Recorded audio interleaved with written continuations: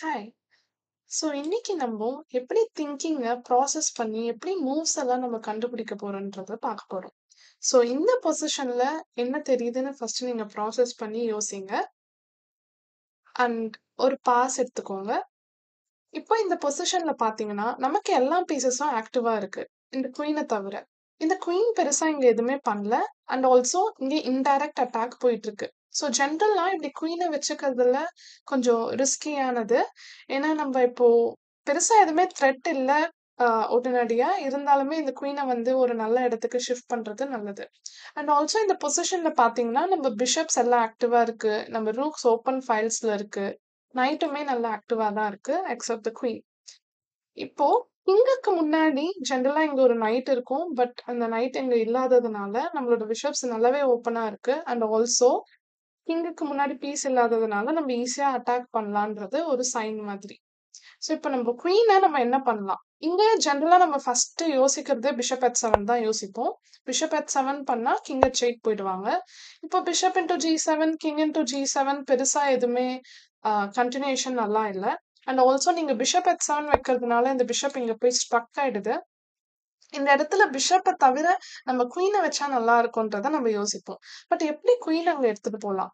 நம்ம இப்போ bishop E2 இல்ல குயின் E2 வச்சுட்டு பிஷப்ப புல் பேக் பண்ணி குயின் D3 போலாம் அப்படின்னு யோசிச்சா, ரூக் ஆஃப் D8 வச்சுருவாங்க. பிஷப்ப புல் பேக் பண்ணும்போது நம்ம குயின் D3 வராது. அண்ட் ஆல்சோ குயின் C2 வரும்போது அவங்க G6 வச்சுட்டா பெருசா எதுவுமே த்ரெட் இருக்காது.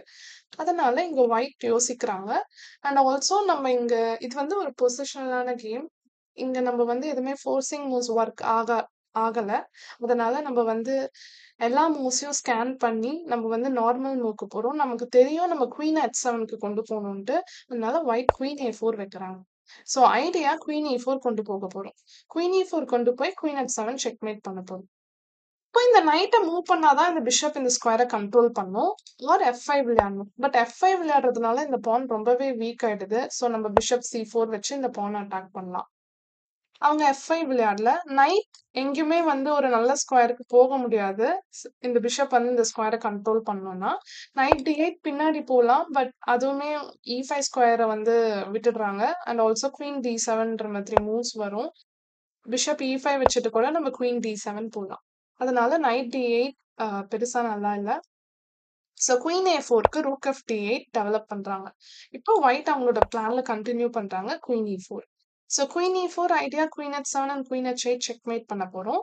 இப்போ F5 விளையாட முடியாது. F5னா இந்த E6 பான் ஹேங்கிங்கா இருக்கு. குயின் இன்டூ E6 அடிச்சிடலாம். ஸோ G6 தான் ஒன்லி மூவ். G6க்கு இப்போ ஒயிட் யோசிக்கலாம். ஸோ G6ஓட ஐடியா வந்து குயின் H7 தடுக்கிறோம். ஆனா பிஷப் வந்து இங்க இன்டைரக்டா பிரஷர் பண்ணிட்டு இருக்கு. So next move night D4 அந்த மாதிரி வச்சு குயின் மேல பிரஷர் இருக்கு. ஸோ இப்போ நம்ம இந்த குயினை மூவ் பண்ணி ஆகணும். ஆனா இந்த குயினை எங்க மூவ் பண்ணலாம்? இப்போ நம்ம பாக்குறோம் கிங் சைட்ல தான் நம்ம மேஜரா அட்டாக் பண்ண போறோம். ஏன்னா நம்ம பிஷப்ஸ் எல்லாமே இங்க ஃபோக்கஸ் பண்ணி இருக்கு. நைட்டும் வந்து கிங் சைட்ல இருக்கு. அப்போ குயினை வந்து நம்ம கிங் சைட்ல தான் வைக்கணும்ன்றத டிசைட் பண்ணிக்கலாம்.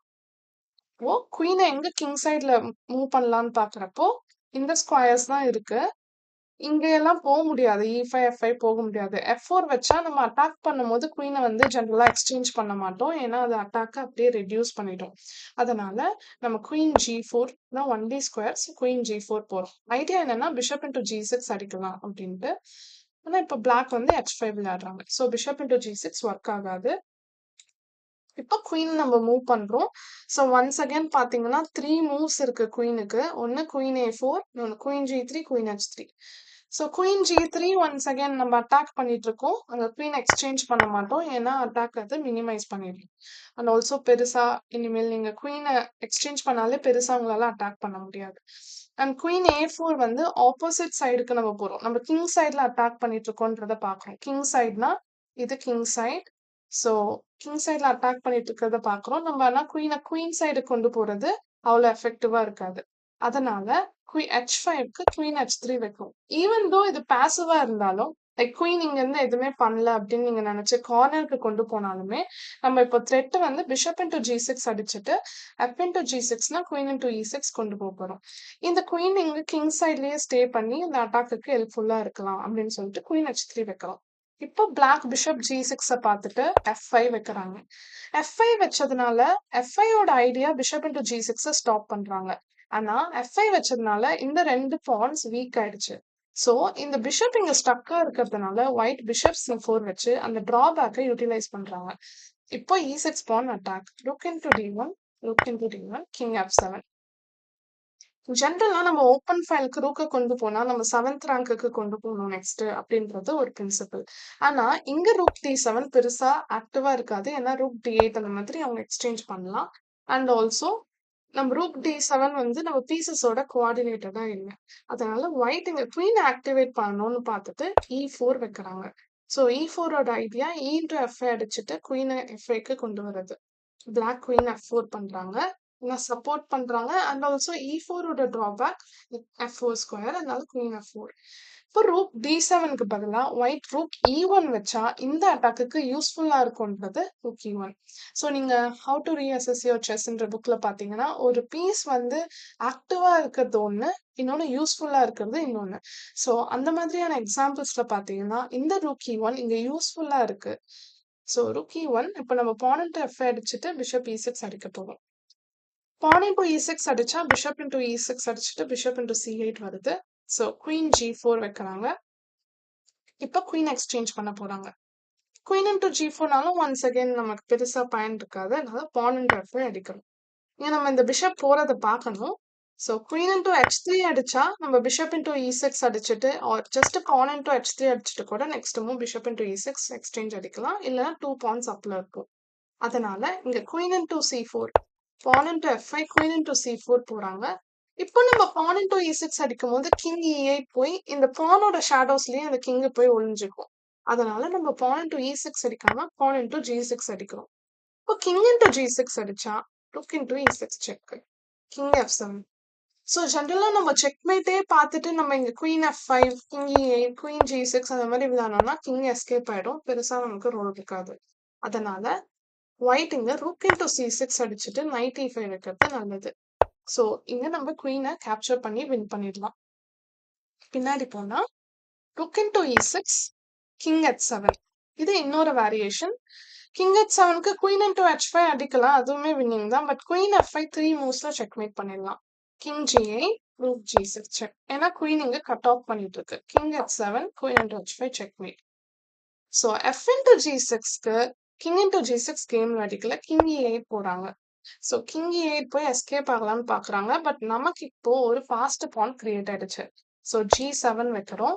ஸ்டில் கிங் F7னாலும் நமக்கு குயின் இன்டு H5 செக் அடிச்சுட்டு குயின் H8 போகலாம். ஸோ நம்ம G7க்கு E5 விளையாடுறாங்க. குயின் வந்து G8 கண்ட்ரோல் பண்ணுது. இப்போ நம்ம ஃப்ரீயா இருக்கிறது queen. So queen into H5 குயினை இன்க்ளூட் பண்றோம். இங்க குயின் F7 வச்சா பான் G8 குயின்ஸ். ஏன்னா அடிக்க முடியாது. இது பின்ல இருக்கு. ஸோ கிங் D7 வைக்கிறாங்க. இப்போ நம்ம பீஸ் பாத்தீங்கன்னா எல்லாமே எதாவது பண்ணிட்டு இருக்கு ரூக்க தவிர. So rook D1 check. இப்போ கிங் C7 விளையாடலாம். இல்ல பிஷப் D6 விளையாடலாம். 1 by 1 பார்க்கலாம். கிங் C7க்கு ஒன்ஸ் அகைன் நம்ம ஃபோர்சிங் மூவ்ஸ் பார்த்தா bishop into E5 check. Knight into E5, queen into E5. இப்போ கிங் C6 வந்தாகணும். நம்ம நைட்டை இன்க்ளூட் பண்றோம். Knight D4 check. King D7, knight D5 check. So king E8 போலாம். கிங் C6 போலாம். கிங் C6 வந்தா நைட் இன்டு A7 ஒன் மூவ்லயே checkmate ஆயிடுது. ஸோ கிங் E8 போவாங்க. இப்போ நம்ம நைட் D6 செக் போட்டு குயினையும் அடிச்சுக்கலாம். இல்ல குயின் H5 செக் வச்சுட்டு குயின் F7 ஃபோர்சிங். இப்போ pawn G8 queens, bishop F8, queen F7 checkmate. So இந்த வேரியேஷன்ஸ்லாம் நம்ம கால்குலேட் பண்ணணும். அண்ட் ஆல்சோ நைட் B5 செக்குக்கு கிங் E8 நம்ம பார்த்துட்டோம். இப்போ முன்னாடி போறோம். கிங் C7க்கே நம்ம வந்து இந்த பிஷப் இன்டு E5 கால்குலேட் பண்ணணும். ஸோ பிஷப் D6 வைப்பாங்க. இப்போ பிஷப் இன்டு E5 இந்த பிஷப்பை நம்ம அடிக்க போறோம். ஸோ அதை டிஃபெண்ட் பண்ண முடியாது. அண்ட் பிளாக் வந்து ரிசைன் பண்ணிட்டாங்க. ஸோ இந்த கேம்ல பாத்தீங்கன்னா ஃபர்ஸ்ட் ஐடியாஸ் அண்ட் டிராபேக்ஸை பேஸ் பண்ணி நம்ம நிறைய மூவ்ஸ் 1 by 1 மூவ் பார்த்து விளையாடுறோம். அண்ட் ஆல்சோ அட்டாக் பண்ணும்போது இந்த குயின் எக்ஸ்சேஞ்ச் பண்ணக்கூடாது. அண்ட் எந்த பீஸ் பேடா இருக்கோ அதை நம்ம வந்து இம்ப்ரூவ் பண்றோம். யூஸ்ஃபுல்லா ஆக்டிவா இருக்கிறத விட யூஸ்ஃபுல்லா இருந்தா நல்லதுன்றத நம்ம இந்த ரூக் E1ன்ற மூவ் வந்து ரியலைஸ் பண்ண வைக்குது. அண்ட் ஆல்சோ நிறைய கால்குலேஷன்ஸ் இன்னும் தான் இருக்கு. ஸோ இந்த கேம்ல நீங்க இதெல்லாம் கத்துக்கலாம். தேங்க்யூ.